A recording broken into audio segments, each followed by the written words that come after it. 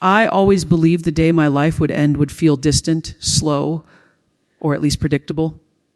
Maybe after an illness, maybe after old age. But never in a million years did I think it would happen because of the man I shared a home, a bed, and a future with. The man whose last name I carried. The man who swore on an altar and in front of God that he would protect me in sickness. And yet, here I was lying on a hospital bed on a quiet Tuesday morning, staring at the white ceiling tiles while nurses whispered around me like I wasn't even there. I could smell antiseptic. I could feel the coldness of the IV needle. And I could hear the soft beeping of a machine that didn't feel like it belonged to me. But the strangest part wasn't the room or the fear.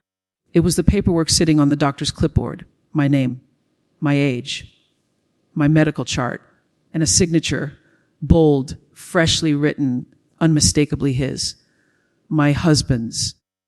He didn't even look at me when he signed it. He just pressed the pen down, his face cold and unreadable, and pushed the papers back toward the doctor as if signing off on my life was the same as signing for a delivery package. The doctor nodded solemnly, adjusted his glasses, and walked out. I tried to speak then. I tried to ask, what's happening? But my throat felt raw, like someone had scraped sandpaper across my vocal cords. My lips parted, but no sound came out except a faint rasp. My husband didn't notice. Or maybe he did, and he didn't care. He finally turned his head, stared at me for one agonizing second, and then reached into his coat pocket. He pulled out his phone, checked a text message, and walked toward the window with a sigh. His voice was cold when he said, "Just get it over with.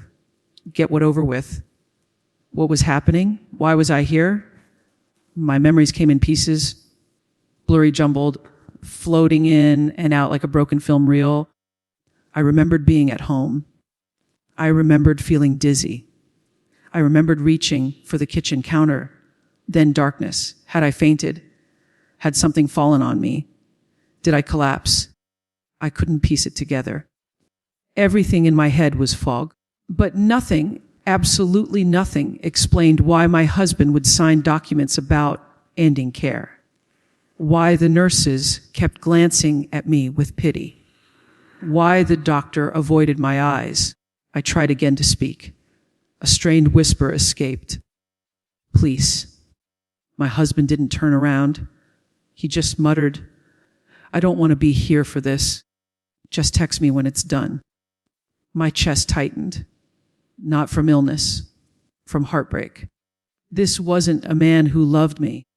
This wasn't a man who worried about the wife he'd found unconscious. This wasn't a man who was scared or confused. This was a man waiting for something, expecting something, wanting something. The nurse close to me leaned over, her face gentle but nervous. "Try not to move, Mrs. Blake. We're just verifying your responses." Responses for what? Why did she look scared? My breathing grew shallow. Panic clawed up my throat. My fingers trembled against the blanket. I'm awake." I managed. The words were weak but clear.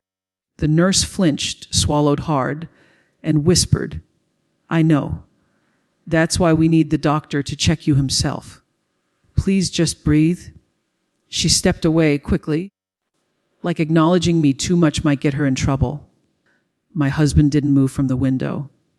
He just kept tapping his foot. How long does this take? Isn't she supposed to be sedated already? Sedated. My heart dropped like a stone. The nurse pretended she didn't hear him as she disappeared into the hall. I forced myself to turn my head, just a little, toward the window reflection.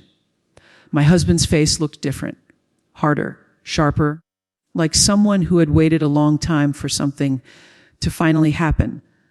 He wasn't scared. He wasn't grieving. He wasn't anxious. He was annoyed, impatient. The door finally opened again. The doctor returned holding a flashlight and a new set of documents. He didn't look at my husband this time.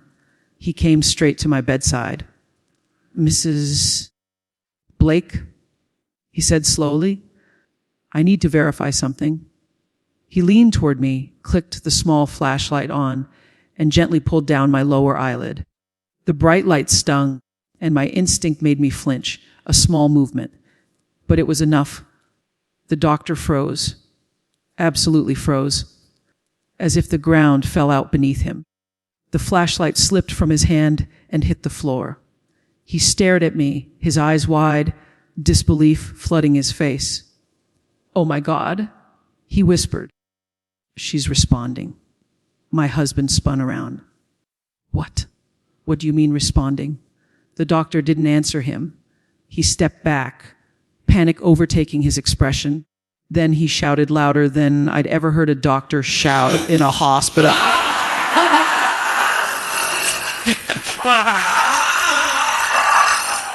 My husband's face drained of color. What are you doing? What are you talking about? She signed the papers? I signed the papers? The doctor pointed at him, fury shaking his voice. Step back from the patient. Now. 2 security guards rushed in, pushing my husband away from the bed. He stumbled, eyes wide, hands up. What is this? What are you doing? The doctor looked at me again, this time with horror and realization. She's not comatose, he whispered. She's conscious. She's been conscious. My breathing hitched. Tears pooled in my eyes. I forced out a tiny sound. Help. The doctor turned sharply to the guards. Do not let him near her. He signed off on taking her off life support. And she's awake. My husband's face twisted. Panic, rage, fear all sparking at once. That's impossible. She wasn't supposed to. Sir, the security guard barked. Turn around. Hands behind your back. My husband stumbled backward. You don't understand. This isn't. She wasn't. But I understood. For the first time, my mind was clear. He didn't bring me here to save my life. He brought me here to end it. And now everyone in the room knew.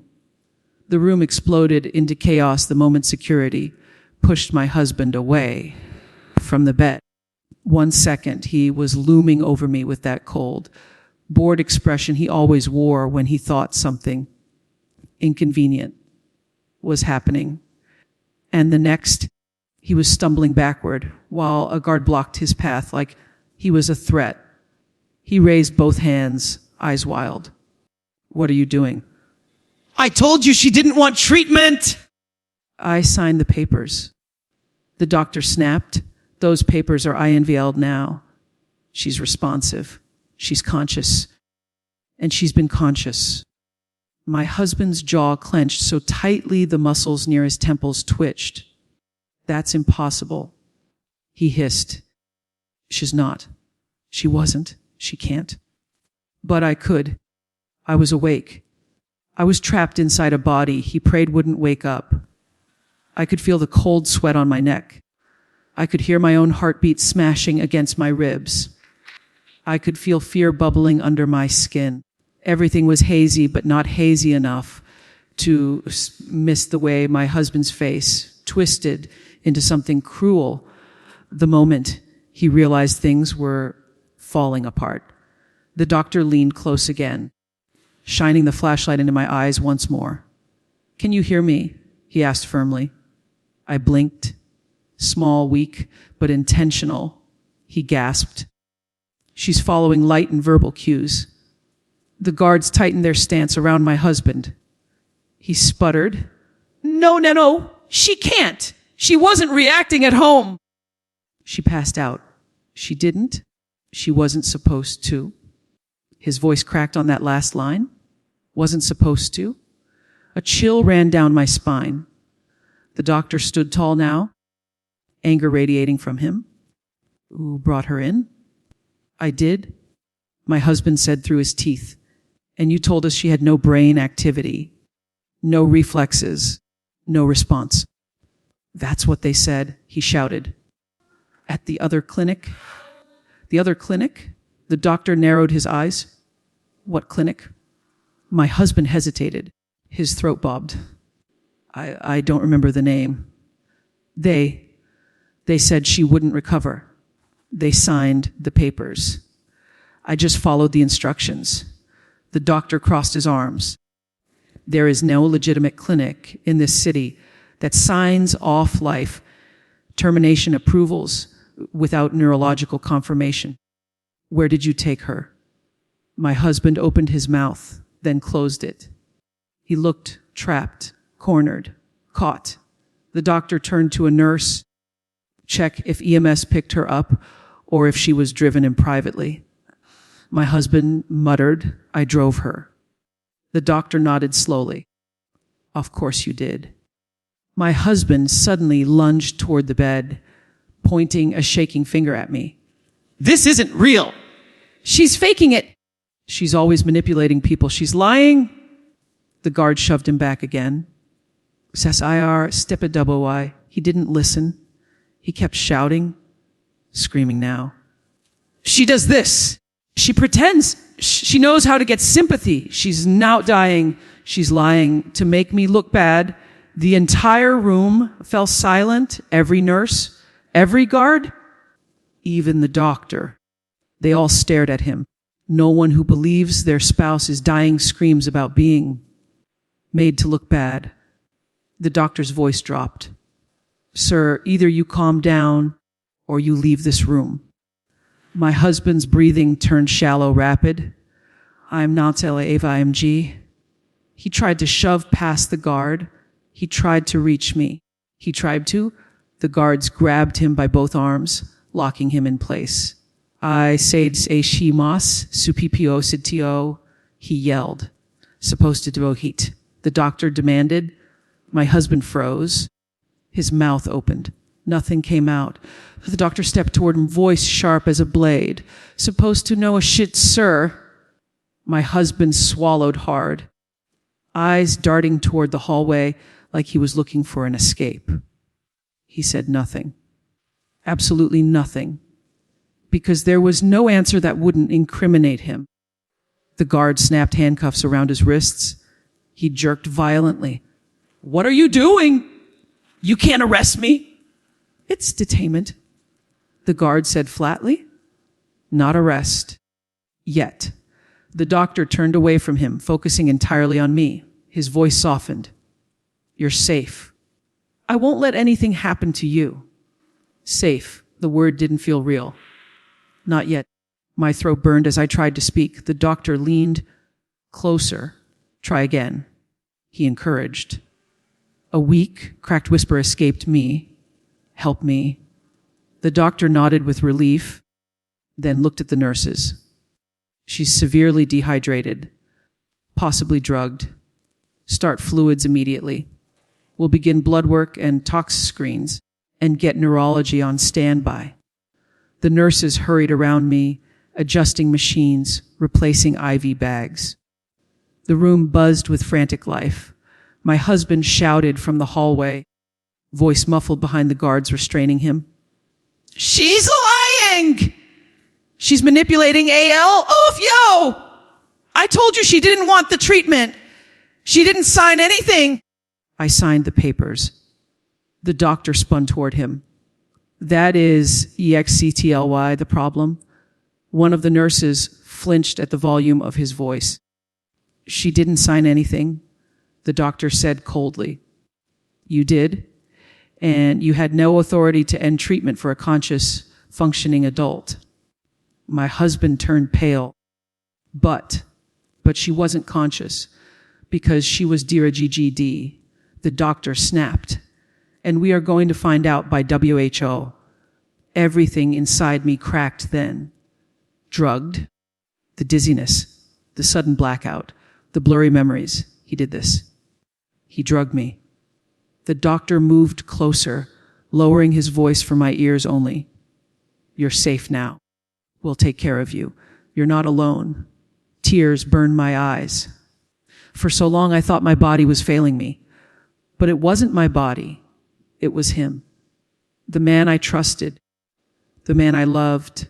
The man I shared a life with. He didn't bring me here to save me. He brought me here to make sure I wouldn't wake up. And I had just barely woken in time. The doctor turned to the guards again. Keep him outside, no contact, no updates. Nothing.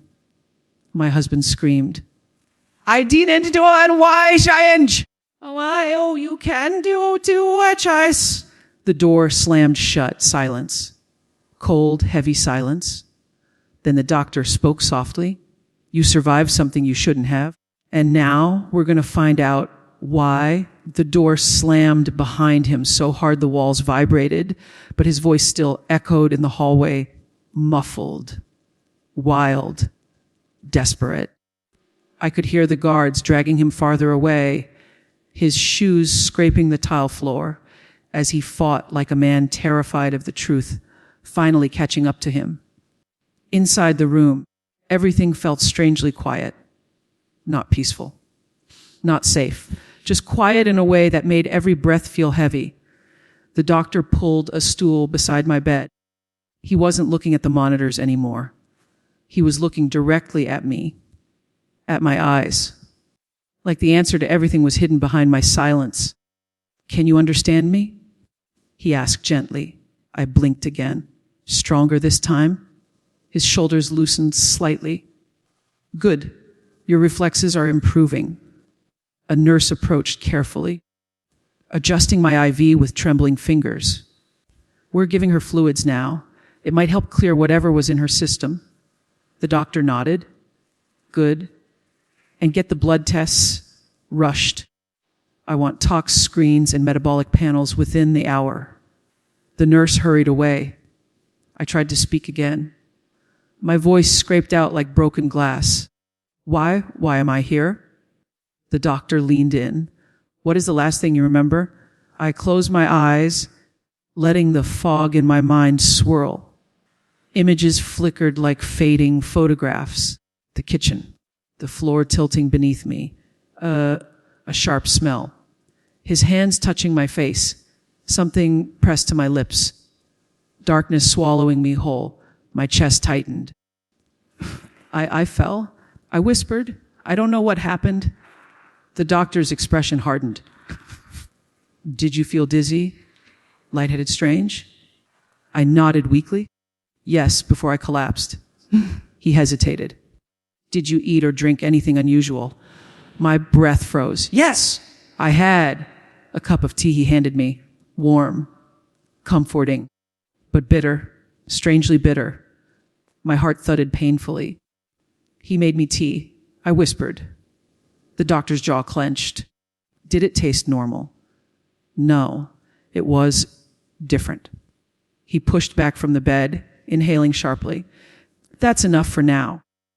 We'll let the test confirm. But his eyes already knew. He paced toward the chart, writing quickly, angrily, like every pen stroke was a warning carved into the paper.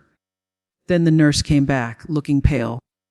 Doctor, I spoke to the front desk. She wasn't brought in through emergency intake. He carried her inside himself. No witnesses. No EMT. The doctor cursed under his breath. I swallowed painfully. He told me he was taking me to get help. The nurse glanced at me with sympathetic horror. He didn't call anyone. He didn't ask for help. He just walked in with you in his arms and said you stopped responding. My stomach twisted. Stopped responding.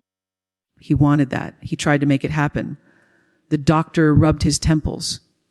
Nurses noticed signs of consciousness early on. Subtle reflexes. Eye movement. He insisted you were gone. He told us you had been like that for hours. Hours? My breath hitched. How long was I unconscious? Not long enough for what he wanted.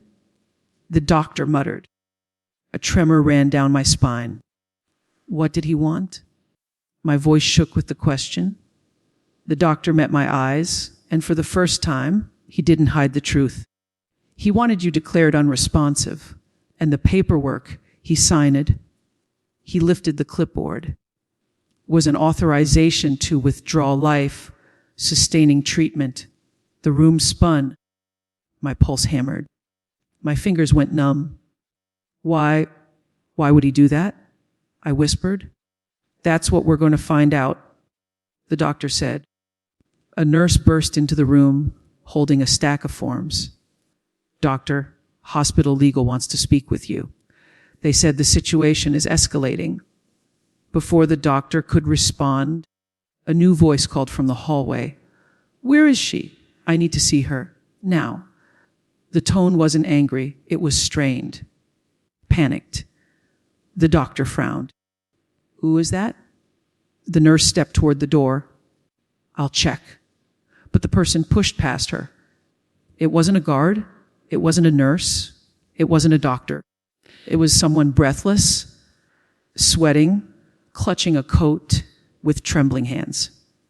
And the moment their eyes landed on me, relief collapsed across their face like a wave. Oh, thank God, they whispered. Thank God you're alive. The doctor raised his hand. Hold on, who are you? How did you get in here? I'm family, they said, voice breaking. I got a call saying she was being taken off life support. My heart dropped. Of course. If he planned to end my life, he had to make it look legitimate. He had to notify people. But which version did he tell them? That I was sick, that I collapsed, that I was dying? The person ran to my bedside, taking my hand with shaking fingers. He told us you weren't going to make it, that you were gone. I came as fast as I could. The doctor stepped between us protectively. She's awake, she's responsive, and someone gave us misleading information. They stared at me in shock, awake. But, he said, the doctor cut them off. We believe she may have been drugged. The blood drained from their face. Drugged by WHO. The doctor didn't answer. He didn't need to. We all knew. Suddenly, more shouting rose from the hallway. Not my husband this time. Another voice, deeper, official. The doctor and nurse exchanged a tense look. Security had called the police. The person at my bedside swallowed hard. What happens now? The doctor exhaled. We secure her. We stabilize her. And then we find out exactly what he tried to do. A shiver ran through me because deep in my chest, beneath the fear and confusion, something else stirred, a certainty. He didn't try to kill me on impulse. He planned this. And someone, somewhere, knew why. The hallway outside my room filled with footsteps, murmurs, and the low crackle of police radios. Every sound felt sharp, too loud, too close. My heart was racing, but my body felt frozen against the hospital bed, like fear had become a second skin I couldn't peel off. The doctor moved toward the doorway, speaking quickly to a pair of officers who'd just arrived. Their uniforms were crisp, their faces serious, already piecing together a situation far bigger than a medical emergency. One officer looked into the room, his eyes scanning me, the machines, the IV lines, the tension in the air. She's conscious, the doctor said firmly, and I believe she was drugged. The officer's expression hardened. By her husband. That, the doctor replied, is what we need to determine. But he signed end of life paperwork. Voluntarily, the officer raised a brow. Was she terminal? Diagnosed with anything? No, the doctor said. Absolutely not. That single sentence felt like a knife twisting inside my chest. No, I wasn't sick. I wasn't dying. I wasn't comatose. I wasn't supposed to be here. He brought me here because he wanted me gone. One of the officers approached my bedside slowly, kneeling to meet my eyes. Can you understand me? He asked gently. I blinked, then with effort whispered, yes. Do you feel safe right now? Safe. My eyes burned, my throat tightened. I swallowed, barely managing a breath. No. The officer nodded. Thank you. That's enough for now. The person standing beside me, family shaken, frightened, gripped my hand harder as if to anchor me in place. The officer stood and turned to the doctor. We need to interview her husband. Is detained in the hallway. The doctor replied. But he's refusing to answer questions. Of course he was. He always avoided things he couldn't control. The officer sighed. We'll handle him. For now, you keep her protected. No unauthorized visitors. No one is getting near her, the doctor said. Not on my watch. The officers left the room briefly, and the doctor returned to my side. You're doing incredibly well, he said softly. Your responses are getting stronger. I forced my shaky voice out. What was in the papers? He hesitated, then handed the clipboard to the family member beside me. Read it? He said. They held it with trembling hands, their eyes scanning quickly, their breath hitched twice. Then they whispered, voice cracking, This authorizes the hospital to discontinue all life-sustaining measures, including hydration and ventilation. This is like signing a death order. My stomach twisted. The room tilted. I hadn't known the paperwork was that serious. I thought it was something reversible, something procedural, something temporary. But this document was designed to erase me. The doctor looked down. He told us you had no reflexes, no chance of waking up. But I struggled. I was trying to move. You did move, he said. It's the only reason we rechecked you. The family member shook their head. I can't believe he did this. Why would he do this? The doctor's jaw tightened. People do terrible things for money, for affairs, for convenience, for resentment. We won't assume anything yet, but the tox screen will tell us a lot. The family member leaned closer. Do you remember anything else? Anything strange before you collapsed? I let my eyes close, searching the fog of my memory, the tea, the bitterness, the dizziness. The way he hovered over me, not with worry, but calculation. There was something else. A sound, a voice, his voice. He said something right before everything went dark. But what? What was it? I pushed harder, forcing the memory. There, a faint echo. You won't feel a thing? My heart lurched. I gasped, my hand tightening weakly around the blanket. He said I wouldn't feel a thing. The family member covered their mouth in horror. The doctor stared at me, stunned. He said that? I nodded, right before I collapsed. The doctor turned abruptly toward the door. Officer! One of the officers rushed back in. She remembers him saying something incriminating. The doctor said. The officer stepped in closer. What did he say? My voice cracked, but I forced the words. He said I wouldn't feel a thing. The officer didn't move for a moment. Then he exhaled slowly, a dark understanding settling behind his eyes. That is not something a husband says to a fainting spouse, he said. That's something someone says when they intend harm. The room fell silent. Every breath in the room felt heavier, thicker. The doctor looked down at me. You're incredibly lucky you regained consciousness. Lucky. That word felt surreal.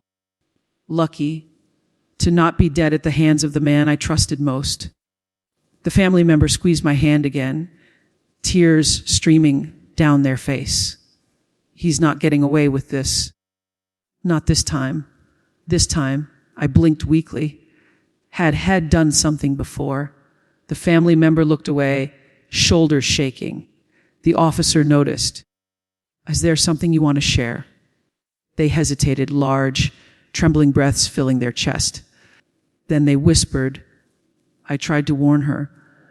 I tried to tell her, but she wouldn't listen. The officer frowned. Warn her about what? The family member wiped their eyes. He hurt someone else before. The air disappeared from the room. I felt it. The doctor felt it. Even the officer stiffened. What do you mean? He asked sharply. The family member swallowed hard. He was investigated years ago for poisoning someone. My blood ran cold. Poisoning the tea. The dizziness, the collapse, it suddenly made sense. Too much sense. The officer stepped back like he'd been hit. We need every file you have on him, he said. Every detail. The family member nodded shakily. I'll get it.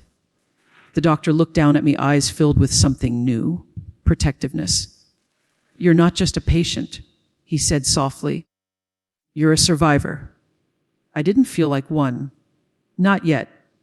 But deep inside, beneath the fear, beneath the shock, something steady flickered.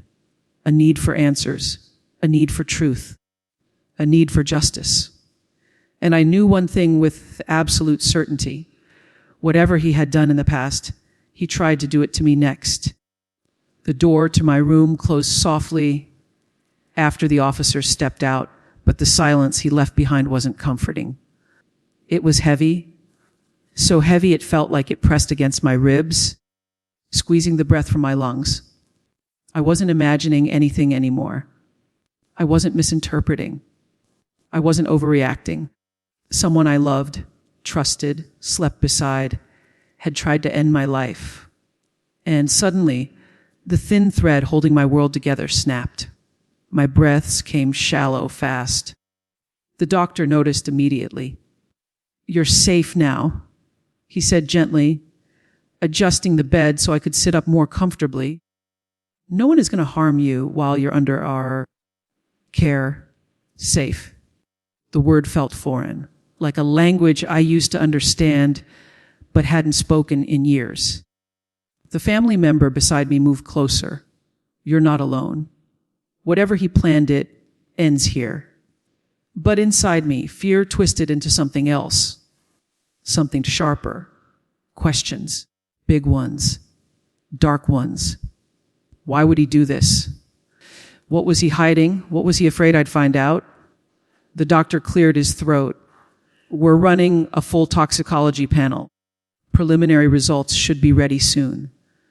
I licked my dry lips, my voice barely more than a whisper. Do you think he poisoned me? The doctor didn't answer right away, and that alone gave me the answer. Finally, he said, your symptoms match more than simple fainting. Something interfered with your nervous system. Your pupils told me everything. The family member's grip tightened. He wanted her unconscious. No. The doctor corrected softly. He wanted her unrecoverable. I shivered violently. The family member looked at me, guilt clouding their expression. Then they said something that made my pulse spike. You remember last year, when you got sick, when you couldn't stop vomiting, when he insisted it was food poisoning. I blinked. Images flickered through my mind. I had been sick for 2 days straight, violently, confused, weak. He had insisted I didn't need a hospital. He kept bringing me herbal tea. He kept saying, you'll be fine by morning. Trust me. Trust me. Those words echoed now with a different meaning.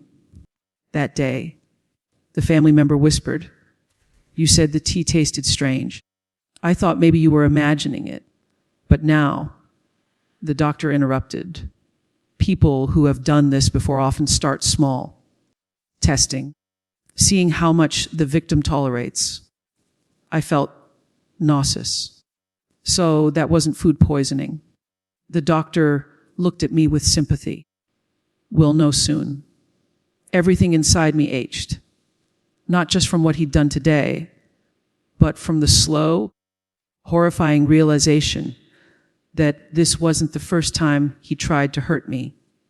Maybe it was the first time he tried to finish the job. The family member exhaled shakily. She loved him. She defended him. And he planned this. The doctor placed a hand on my shoulder. I want you to focus on breathing. We're not going to let him near you again. Suddenly, rapid footsteps echoed in the hallway. A nurse rushed in, holding a printed sheet. Doctor, lab results came in early. He took the paper, scanning it. His expression hardened. The family member leaned forward. What does it say? The doctor inhaled sharply, then looked at me with steady, careful eyes. You were poisoned. My stomach dropped. The walls blurred. The beeping machines around me suddenly felt too loud. Poisoned. Not accidentally. Not medicinally. Deliberately. The doctor continued. A sedative toxin, strong enough to knock someone unconscious within minutes. But if given in a high enough dose, he hesitated. The family member finished the sentence for him. It can stop the heart. The doctor nodded grimly. Tears slipped down my cheeks. I thought I understood betrayal before. Arguments, lies, broken promises. But betrayal this sharp, this final, felt like drowning in cold water while the person who pushed you smiled from the shore. The officer re-entered the room then, his expression firm, controlled. We have him detained in another room. He's calm, but refusing to answer anything. He paused. Do you want to request a restraining order immediately or wait until the investigation finishes? I didn't speak. Couldn't speak. The family member answered for me, their voice trembling with anger. File it now? The officer nodded. Done. But as he turned to leave, I forced out a weak whisper. I want to know why. He paused. I understand, he said. But sometimes people don't tell the truth, even when caught. The family member suddenly stiffened beside me, like a realization hit them. This is about the insurance, isn't it? Insurance. My breath hitched. What insurance? They closed their eyes. Your life insurance policy. The one he made you sign 2 months ago. He said it was for emergencies. He insisted it was normal. You trusted him. Insurance. The paperwork I barely read. The documents he rushed me through. The ones he said were just in case. My voice trembled. I left everything to him. The family member nodded slowly. And the payout, they whispered, is massive. I stared at them, horrified. He didn't want a divorce. He didn't want space. He didn't want separation. He wanted profit. The doctor set the clipboard down. This is attempted murder, he said quietly. Pure and simple. The room spun again, not from the poison, but from the truth. The man who vowed to protect me had calculated the value of my death. The officer placed a card on the table. When you're ready, we'll take your statement. For now, rest. You're safe. He left the room. The doctor followed. The family member stayed, wiping my tears with trembling fingers. You didn't deserve this, they whispered. Hay fooled all of us. I closed my eyes. I wasn't just fighting for survival anymore. I was fighting for justice, for truth, for my life. And as the machines beside me beeped steadily, reminding me I was still alive, one thought burned brighter than fear. He thought he'd ended everything. He was wrong. Night crept into the hospital room slowly, like a shadow stretching itself across the floor, climbing the walls, swallowing the corners, one by one. The lights were dim now, leaving only the soft glow of the monitor screens and the distant hum of machinery. But I couldn't close my eyes, couldn't rest, couldn't convince myself that I was truly safe. Because safety wasn't just bars on doors or guards in hallways. Safety was knowing the person who tried to kill you was gone forever. and he wasn't gone. He was just detained temporarily. The family member sat in the chair beside my bed, sipping lukewarm tea from a paper cup. Their eyes were tired, red at the edges, but determined to stay awake with me. "You should rest," I whispered. They shook their head. "I'm not leaving you alone." Not tonight. The weight of their loyalty warmed something inside me, something the poison hadn't managed to numb. But a question lingered on my tongue, heavy and terrifying. "Do you think he'll lie?" I asked softly. "To the police." They exhaled slowly. "He'll try. People like him always do. People like him." I repeated, the words trembling. "I didn't know he was like this." They set their cup down. "You didn't want to know. You loved him. You believed him. You ignored the signs because that's what loving someone sometimes does. It blinds you." I swallowed hard. Blind. Yes, I had been blind. Blind to his bitterness. Blind to the way he watched my bank transfers. Blind to the way he checked my pill bottles. Blind to how he insisted on preparing my nighttime drinks. Blind to the way he needed me weak. "Do you remember the night he fought with you over dinner?" The family member asked suddenly. My mind flickered back. A plate thrown. A slammed door. A cold glare that lasted too long. I nodded faintly. "That night?" They whispered. He called me. "He said you were difficult and dramatic." I didn't realize then he was rehearsing explanations, preparing stories, making sure if something happened to you, he'd have a narrative ready. My chest tightened. He planned this far ahead. "Oh, yes," they said bitterly. "He's not impulsive. He's calculating. He crafts his lies like a surgeon uses a scalpel, precise and patient." I felt my hands tremble, but forced myself to keep breathing. "What do you think he'll do now?" I asked. They leaned back, staring at the floor. "He'll try to twist everything. He'll say you're confused, unstable, misremembering. He'll say the doctor overreacted. He'll say he's innocent. And the police." I whispered. "They'll listen," they said quietly. "But they won't believe him, not after what happened." Silence settled between us, fragile, uneasy. Then my family member spoke again, softer this time. "There's something else, something I haven't told you." My stomach nodded. "What is it?" They hesitated, their fingers gripping the chair arms. "You weren't the first." The world stopped. "What?" My voice cracked. "What do you mean?" "There was someone before you," they whispered. "A woman. Years ago. She filed a report against him. Claimed he tried to harm her. But the case went nowhere. She withdrew it. Or maybe she was convinced to withdraw it." I stared at them, horrified. "Why didn't you tell me?" I asked, my voice barely audible. They closed their eyes. Because I didn't know until today. After what happened, I started digging. And once I began, things surfaced. A cold wave washed over me. "Digging?" I echoed. "What did you find?" The family member reached into their bag and pulled out a folded printout.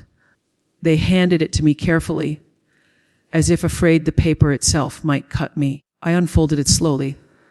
A name, a date, a police report number, a statement describing prolonged dizziness, loss of consciousness, and suspected poisoning by intimate partner.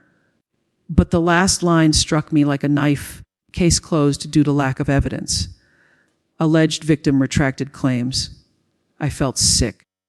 She retracted because she was wrong or because she was scared. The family member didn't hesitate. Because she was scared, I stared at the report again, feeling my pulse hammer in my ears.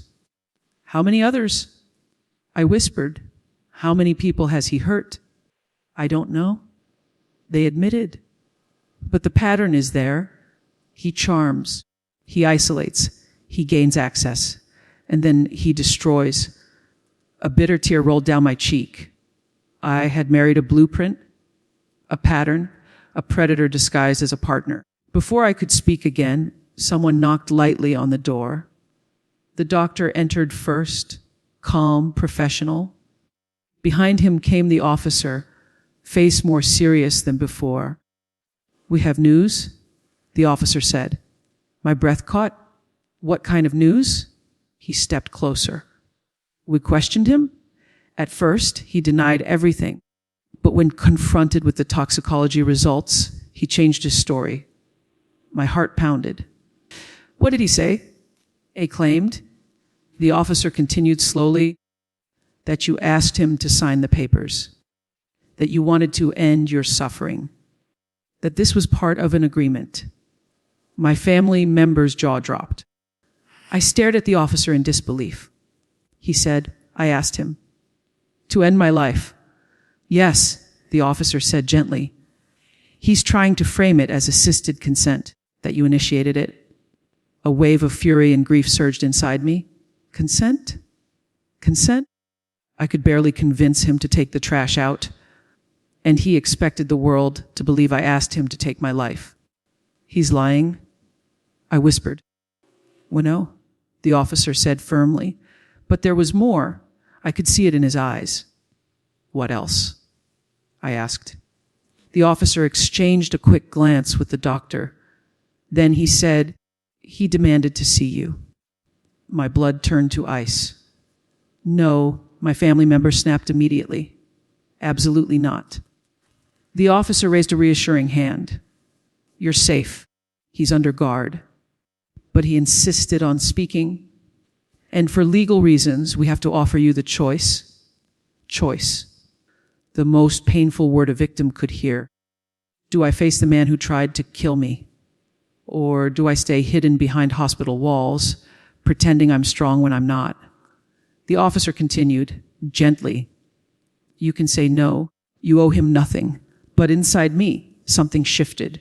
A spark, a tiny flame, a tremor of courage born not from strength, but from survival. I wiped my tears. "No," I whispered. "I'll see him." Both the officer and my family member stared at me. "Are you sure?" they asked in unison. I nodded slowly. "Yes, because for once, I want him to see Emmy alive, awake, stronger than the grave he tried to put me in. And I wanted him to understand something he never expected. He didn't destroy me. He ignited me." They wheeled me down the hallway slowly, the chair squeaking with every tiny turn, the fluorescent lights humming above my head like distant, uneasy whispers. Each second felt stretched, pulled thin, trembling with anticipation. My family member walked beside me the whole way, their hand gripping the back of the chair so tightly their knuckles whitened. "You don't need to do this," they murmured again. I didn't answer, because I knew if I spoke, my courage might crack. The officer led us through a restricted corridor, past a set of automatic doors that opened with a heavy metallic sigh. 2 more officers waited inside, stationed beside a small, dimly lit room with glass walls and a single metal table. My heartbeat pounded harder with every step. "He's inside," the officer said. "We'll be here the entire time. He can't touch you." I nodded numbly, but my hands were shaking, not from fear, from the weight of everything he'd taken, everything he'd tried to take. The officer opened the door. A cold rush of air hit my skin, and there he was, sitting calmly, legs crossed, hands folded neatly on the table, as if he were waiting for a coffee order instead of facing attempted murder charges. He looked normal, too normal. His hair was slightly messy but still styled. His shirt was unwrinkled. His posture was relaxed, confident even. And then he smiled, a small, polite, utterly chilling smile. "There you are. He said softly. My stomach twisted. He didn't look guilty. He didn't look nervous. He didn't look afraid. He looked amused. Like this was all just a misunderstanding he found mildly inconvenient.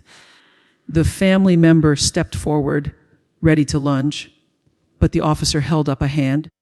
Only she speaks, the officer warned. He tilted his head at me. You came. I knew you would.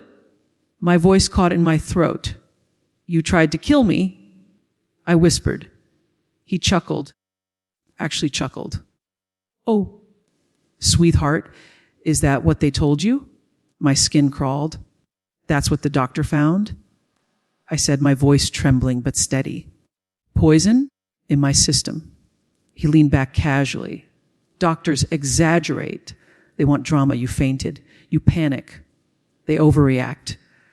My hands curled into fists. You signed the papers? I said harder now. The ones that would decide whether I lived or died. He raised an eyebrow. Yes, he said simply. Because you asked me to? I felt the air leave my lungs. I never asked you for that. I snapped. He shrugged. You forget things. You're emotional. You cry. You said you were tired of suffering. You said you trusted me to make the decision. No, I whispered fiercely. I said I trusted you to protect me, not end me. His smile vanished for the first time, and in that tiny flicker, I saw the real him, cold, calculating, cornered. He leaned forward, eyes dark. You don't understand what you're doing, he said quietly. You're blowing everything out of proportion. You're listening to people who hate me. You're letting them fill your head. My blood boiled. No one had to fill my head. I hissed. The doctor looked in my eyes. The toxin was real. The police report is real. The insurance forms you filed, real. The lies, real. His jaw tightened. You're ruining everything, he said, voice lowering. Everything we built. I stared at him. What we built, I whispered. You built a plan to bury me. The family member couldn't hold back anymore. They stepped forward, voice shaking with fury. She almost died. Because of you, he looked at them with disgust. You, always interfering, always turning her against me. She saw the truth. They snapped. But he ignored them and turned back to me, his gaze narrowing. You want to know the real truth, he said quietly. I held my breath. He leaned closer, lowering his voice to an intimate whisper. The kind that once made me feel loved, cherished, chosen. Now it made my skin crawl. You were worth more dead than alive. The room went silent. The officer stiffened. My family member gasped. My heart stopped. He continued, his lips curling mockingly. You were sick, weak, a burden. I took care of you. I supported us. You think you could have survived without me? I stared at him in horror. This wasn't a man losing control. This was a man revealing himself, piece by piece, layer by layer, monster beneath the mask. You were my responsibility, he said coldly. And when someone becomes a responsibility, sometimes you have to make hard choices. You mean killing me? I whispered. He smirked. Call it what you want. My pulse roared in my ears. My vision blurred. The officer stepped forward. That's enough. But I raised my hand, signaling him to wait. I needed to hear it. Every poisonous word. Every truth buried under years of manipulation. You think you'll get away with this? I whispered. He shrugged. You're emotional. Your memory is foggy. You were unconscious. They can't prove intent. I can say you misunderstood. I can say you begged me to sign. I can say you changed your mind. The arrogance in his voice made me want to scream. But I didn't. I breathed. Slow, steady, controlled. Because now I knew something he didn't. He had just confessed. Not legally, not explicitly, but enough. Enough to show the doctors, enough to show the officers, enough to show the court, and enough to show me that I never could have saved him. I sat up straighter. You know what you underestimated? I said quietly. He smirked. What? Your courage. No, I said. My eyes? He blinked. Your eyes? He repeated. The doctor looked into them. I said, voice steady. And in that moment, he saw everything you tried to hide. You thought you controlled every detail. You thought you planned the perfect crime. I leaned in just a little, but my eyes told the truth before I even could. His expression finally cracked. Surprise. Fear. Real fear. The officer moved behind him, placing a hand on his shoulder. That's enough. Time's up. As they pulled him up, he twisted his neck to look at me one last time. This isn't over, he hissed. You think you've won, but you haven't. But I wasn't afraid. Not anymore. Because the moment he said, you were worth more dead, he didn't just expose his plan. He exposed himself. And now the law had him. And he knew it. They wheeled me back to my room after the confrontation, but it felt like my soul was still sitting in that interrogation chamber, facing his smile, his arrogance, his twisted logic. His voice echoed in my mind like a venomous whisper. You were worth more dead. Every syllable clung to my ribs like ice. The family member paced the room the moment we returned, running their fingers through their hair, shaking with barely contained rage. I can't believe he said that. I can't believe he admitted it. He practically told you he planned everything. I swallowed hard, staring at the white blanket draped over my legs. He doesn't think it was an admission. I whispered. Because he's delusional? They spat. He thinks he's smarter than everyone. He thinks he can twist reality to match his version. I nodded slowly. He's always done that. They stopped pacing and looked at me, eyes softening. Does it hurt to know it was all real? Everything you feared? Everything you denied? My throat tightened. Yes. And also, because the truth, even when it shatters you, is still better than the lie that blinds you. A soft knock on the door pulled us from the moment. The officer entered, his expression serious but gentler than before, followed by a woman wearing a navy suit and carrying a binder. Mrs. Turner. The officer said, no name, just a respectful address. This is Detective Hale. She'll be handling your case moving forward. The detective stepped forward with a calm confidence that instantly grounded the room. I know this is overwhelming, she said gently, but you're safe. And I promise we are taking this very seriously. I nodded weakly. What happens now? She opened her binder. For starters, you need to know that what he said in that room is extremely valuable. My family member stepped forward. You heard it. The detective nodded once. Every word. Relief shot through me, my lungs finally loosening a little.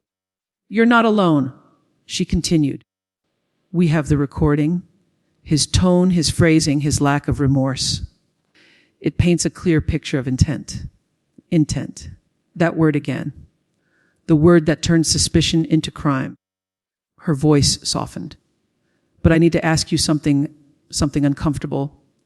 I braced myself. What is it? She sat in the chair beside my bed and looked directly into my eyes, not with pity, but with human connection. Has he ever tried anything like this before? My breath halted. Flashes hit my mind like a broken slideshow, the drink that made me dizzy. The nights I felt numb and shaky. The morning I woke on the floor, and he said I had fallen asleep. The trip where I nearly passed out during dinner. I had explained it all away, because love made me blind, but poison made me forget. Slowly, I nodded. Yes, I whispered. I think he's been testing things, seeing how much my body could handle. My family member closed their eyes in agony. The detective wrote quickly. That matches the behavior pattern, she said. Offenders like this rarely act suddenly. There's escalation, trial and error, like he was learning me. I whispered. Detective Hale nodded grimly. Exactly. A cold shiver crawled up my spine. Am I in danger now? I asked. She shook her head firmly. Not physically. He is under constant watch. He cannot reach you. I exhaled shakily. However, she added, you will have to prepare emotionally. Cases like this often expose layers you didn't even know existed. I blinked. Layers. She leaned back slightly. Financial trails, secret accounts, hidden communications, patterns of manipulation.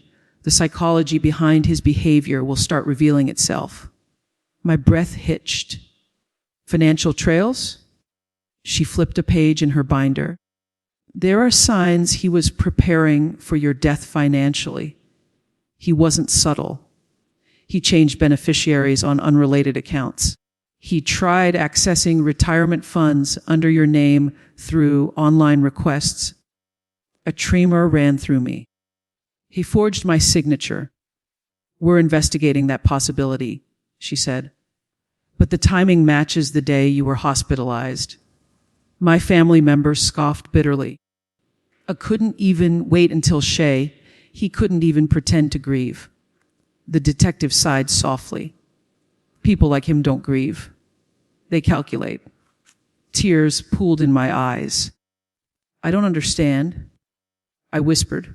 We had a life, plans, routines. We weren't perfect, but I thought we were stable. Detective Hale closed the binder gently. Let me tell you something, not as a detective, but as someone who's seen this pattern hundreds of times. I looked at her. People like him don't marry for love, she said. They marry for access. Access.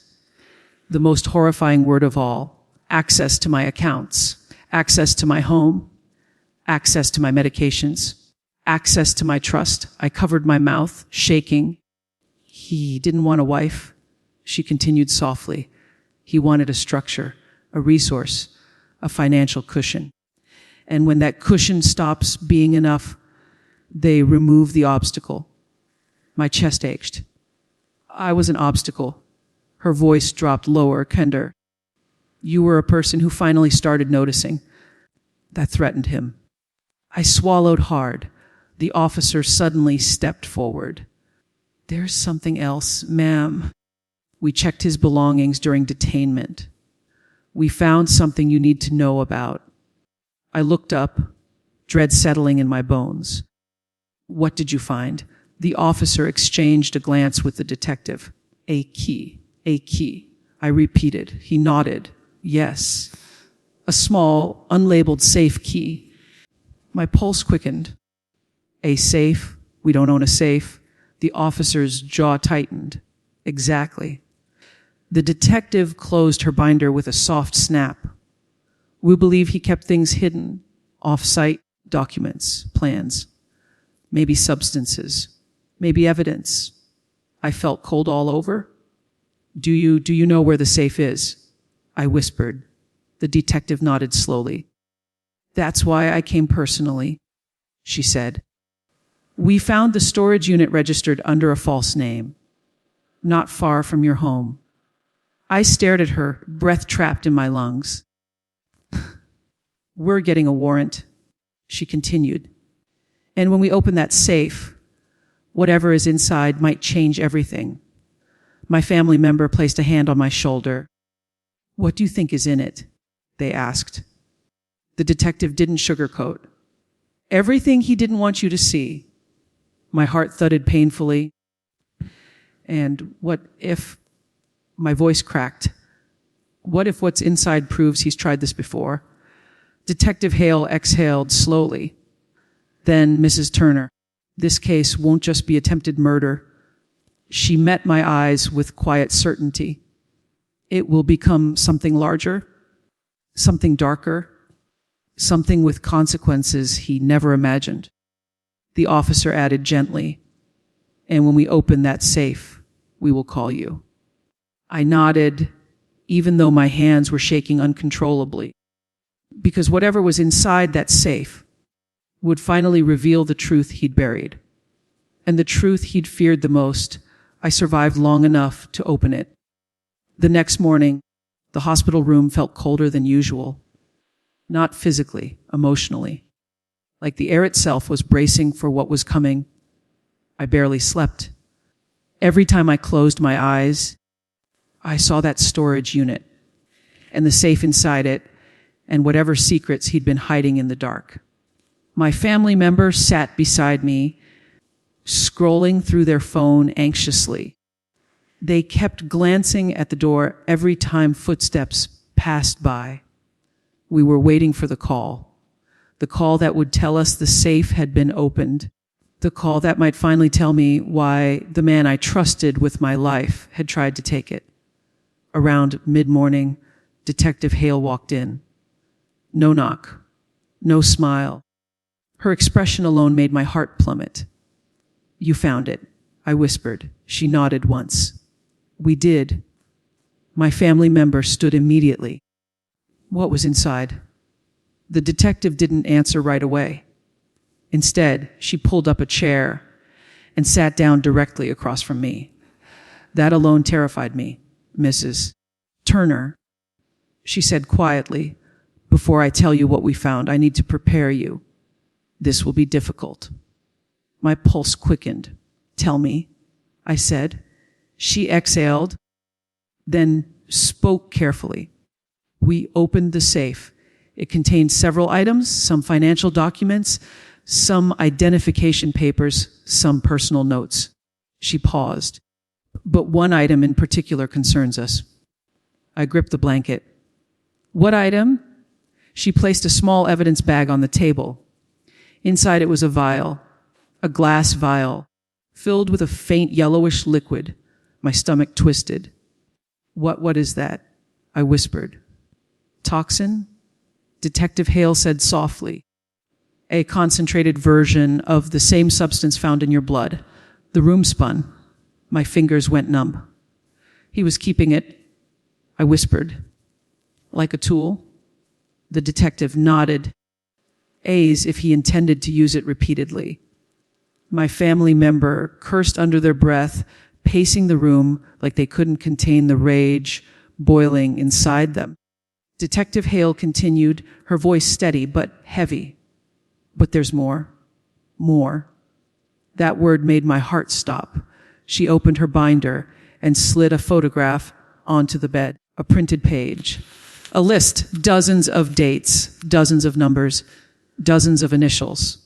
What is this? I asked, breath trembling. Dosage logs, she replied. He kept track. Carefully, precisely. Each entry aligns with days you reported dizziness, nausea, or faintness. My throat closed. He kept notes. I whispered, like it was a project. The detective nodded grimly. Yes. It was methodical. My family member froze. So he's done this many times. Detective Hale flipped to another page. And not just to her, she said. The world stilled not. Just to me. I stared at her, eyes burning. What do you mean? I whispered. She slid out another photo, this one of a woman, a stranger, middle-aged, kind eyes, faint smile. Who is she? I asked. Her name is Emma, the detective said. She's the woman who filed that old police report. My breath caught. The one who said he hurt her. The one whose case was closed. The one I didn't want to believe existed. She never withdrew her complaint. The detective continued softly. That's what we found in the safe. A copy of her original report. She didn't retract it. Someone else did, using forged signatures. My family members slammed their fist on the edge of the bed. He silenced her. They said, voice shaking with fury. I couldn't breathe. Detective Hale spoke gently. We also found letters from her, unsent. She tried reaching out to warn you, but he intercepted them. I pressed a hand over my heart as tears blurred my vision. He made sure I never saw them. I whispered. Yes, the detective said. He was isolating you carefully long before this. The family member stepped closer, placing a hand on my shoulder. It wasn't your fault, they said. You weren't blind. He just hid everything. But the detective wasn't finished. There's one more thing, she said softly. I looked up at her with dread. What? She opened another evidence bag. Inside it was a stack of printed emails. To whom? I asked. Life insurance adjusters, she said. He contacted them weeks before this incident, asking how long a claim takes to process if the death is medical rather than accidental. My stomach turned. And, she said, pulling out the final page, he also had a draft of an obituary for you. My family member gasped. I stopped breathing.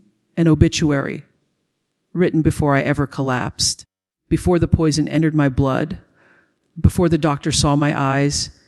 He was planning my death like someone planning a vacation, neatly, calmly, in advance. The detective's voice softened. He even drafted what he would say in interviews. Phrases like, she went peacefully, and I did everything I could. I felt sick, truly sick. He had a timeline. I whispered. He was waiting. Detective Hale nodded. This wasn't impulse. This was premeditated. Premeditated. The word felt like a hammer shattering the last pieces of innocence I had left. My family member wiped their eyes. What happens now? What charges? The detective closed the binder carefully, respectfully. Attempted murder is only the beginning, she said. We now have evidence of premeditation, poisoning, forgery, insurance fraud, and interference with prior investigations. I stared at the wall. He tried to end my life. I whispered. The detective nodded. Yes, and others too. She nodded again. Yes. My voice trembled. So what happens to him? Detective Hale leaned forward. He doesn't leave custody. Not tonight. Not tomorrow. Not anytime soon. I inhaled shakily. What about Emma? I whispered. The other woman. The detective placed a reassuring hand on my arm. We're reopening her case. You survived. That gives her story truth again. I closed my eyes. A strange mix of grief, horror, and relief rippled through me. He didn't just fail to kill me. He failed to bury the truth. Detective Hale stood. We'll need a full statement from you soon. But for now, focus on breathing. Your body needs rest. As she and the officer left, my family member sat beside me, taking my hand. How do you feel? They whispered. I stared at the doorway where the detective had stood. I feel. I inhaled slowly, like everything I believed in was a lie. But then I looked at the evidence bags, the logs, the vial, the forged documents, the letters meant for me. And for the first time, I felt something else too. Not fear, not helplessness, power. The kind survivors earn only after walking through fire. He didn't kill me. I whispered. My family member squeezed my hand. No, he didn't. And now, I said softly, a steady fire rising in my chest. Now he can't hide anymore. The next day began with a knock at my door, soft, polite, but serious. Detective Hale stepped inside, a folder tucked under her arm, her expression thoughtful, not grim, not relieved. Something between the two. My family member stood immediately. Is something wrong? The detective shook her head. Not wrong, but important. She pulled a chair closer to my bed and sat down, her eyes locking onto mine with the kind of steady reassurance only someone who knows the full truth can give. "We finished processing the rest of the items from the safe," she said. "And there's more you need to know." My stomach tightened. "More?" She nodded. "We found digital storage, USB drives, encrypted files, audio clips. We've been reviewing them all night." My breath caught. I wasn't sure I wanted the next layer of truth. But the truth was coming whether I was ready or not. The detective continued slowly, choosing each word with precision. "There are recordings," she said. "Recordings of conversations between him and someone else." My pulse quickened. "Who?" She opened the folder and slid a printed transcript onto the tray table. "We're still identifying the second voice, but based on context, it appears to be someone advising him, someone encouraging him. My family member repeated, "To do a cheat." Detective Hale exhaled. "To go through with his plan." The room froze. The detective tapped the paper. In one of the recordings, she said, "You can hear the other person say, 'You already waited long enough.' She's sick. No one will question it." A chill ran through me. That means someone helped him. I whispered. "Yes," she said firmly. "Someone pushed him. Someone validated him. Someone made him feel justified." My family member clenched their fists. "Do you think he was having an affair?" The detective paused. "We considered that, but the conversations aren't romantic. They're strategic. Strategic." I echoed. "Yes," she said, cold, distant, almost business-like. "Whoever this person is, they weren't driven by passion or jealousy." "Then what?" my family member asked. Detective Hale flipped another page. In one clip, the second voice says, "Once you collect." We split it 50-50. Silence slammed into the room like a shockwave. My chest tightened. "Split? What?" "The insurance payout," she said. "Half for him, half for the other person." I felt nauseous. "So it wasn't just him," I whispered. "It was an agreement?" "A partnership," she corrected. "A criminal one?" My head spun. "Do you think I know the other person?" She didn't answer immediately. Instead, she placed another sheet in front of me. A photo, blurry, grainy, taken from a security camera. A man, tall, wearing a cap, standing outside my house 2 months ago. "Who is he?" I whispered. "We're still identifying him," she said. "But he appears again on a different camera, right outside the pharmacy where your husband picked up medication." The world swirled around me. "He had help?" I said again, barely breathing. "He didn't act alone." Detective Hale nodded slowly. "And that makes the case bigger," she said. "More dangerous, but also easier to prosecute." My family member stepped closer to me, hand on my shoulder. "Why?" they asked. "Because accomplices talk," she said. "And when one feels like they'll be blamed more than the other, they flip." I swallowed hard. Detective Hale continued. "And your husband is already showing signs of panic. He denied everything at first, then tried to change his story 3 times. My voice was barely a whisper. "What story is he using now?" She sighed softly. "He says he didn't know what the toxin was. He says someone missold him. He says he thought it was medication." My family member scoffed loudly. "Medication. He kept dose low GS." Detective Hale nodded. "Exactly." And she added, "His accomplice isn't defending him in the recordings. In fact, the accomplice sounds more like the one in control." A cold thought hit me. What if the other person is dangerous? I whispered. What if they want to finish what he started? The detective didn't sugarcoat. "That's a possibility we're considering." My heart dropped. But, she added quickly, you are protected. We have a guard posted near your room, and your location is sealed. No one unauthorized can enter. I exhaled shakily. What happens to him now? I asked. The detective took a deep breath. We're filing additional charges today. Attempted murder with premeditation, conspiracy, fraud, criminal endangerment. And if we identify the accomplice, this case becomes much larger. My voice trembled. Larger how? Larger as in organized, coordinated, planned months in advance. My family member sat down heavily.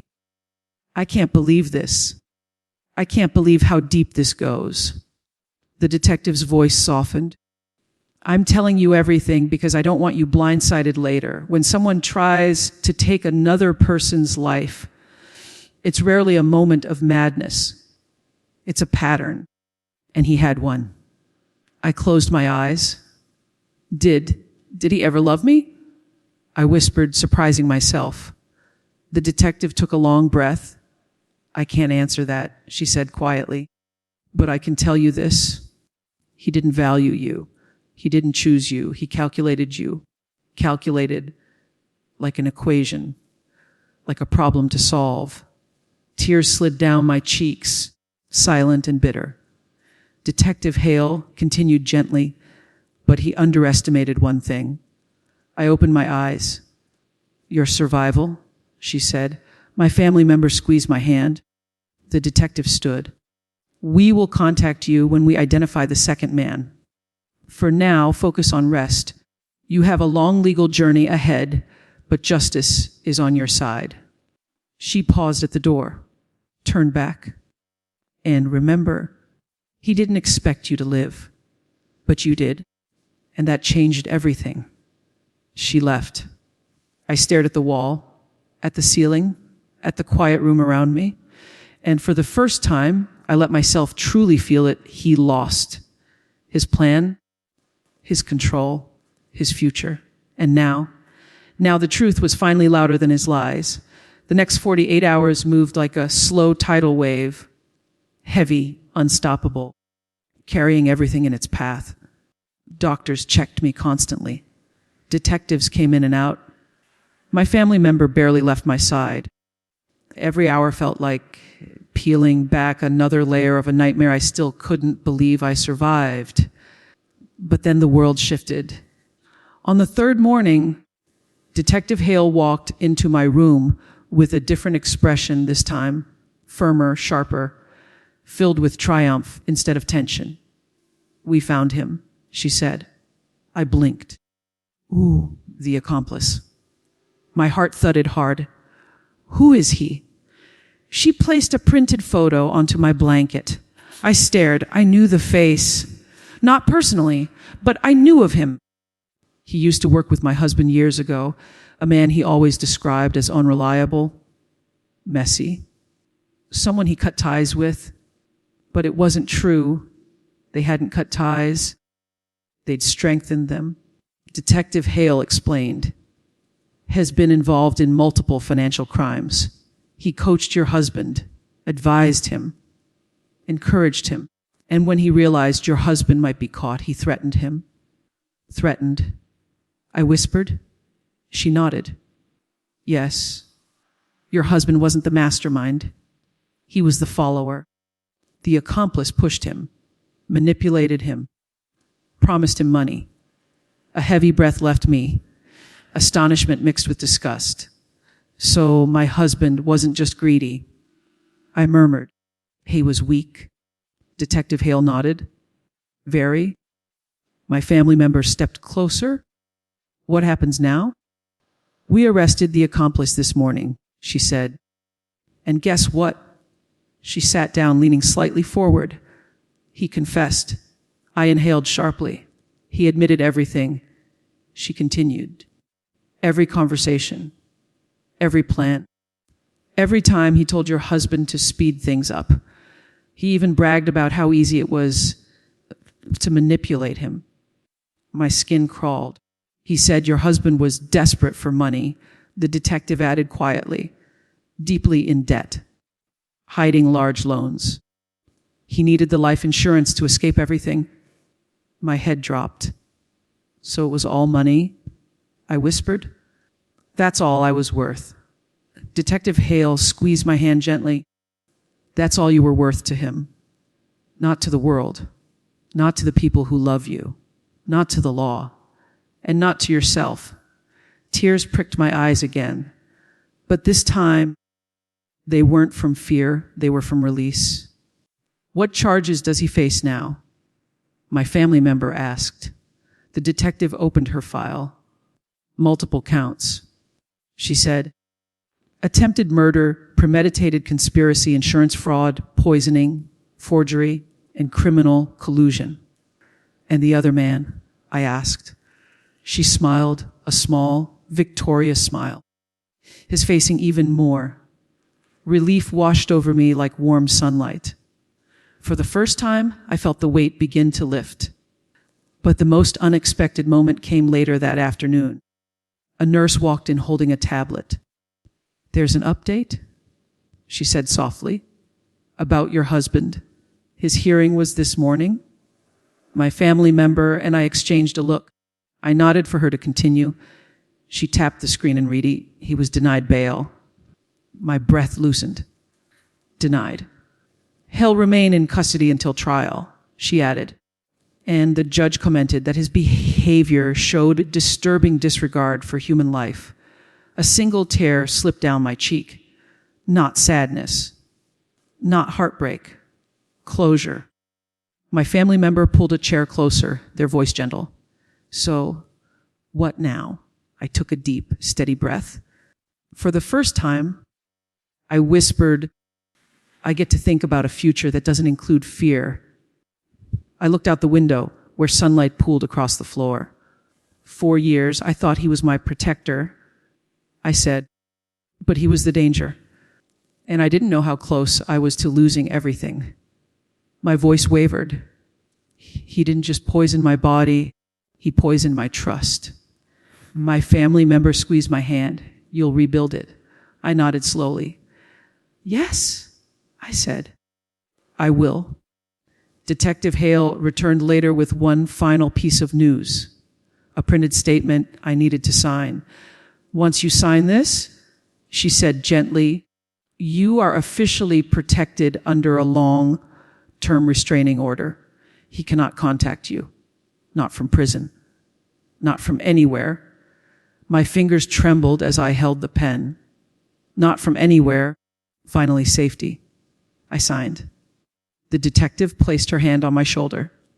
You survived the one thing he never planned for, she said softly. You lived. That night, after everyone left and the hospital lights dimmed, I settled into silence. For the first time, it wasn't suffocating. It wasn't lonely. It wasn't terrifying. It was peaceful. I whispered into the stillness. He thought he ended my story, but he only ended his own. And for the first time since waking up on that hospital bed, I felt whole again.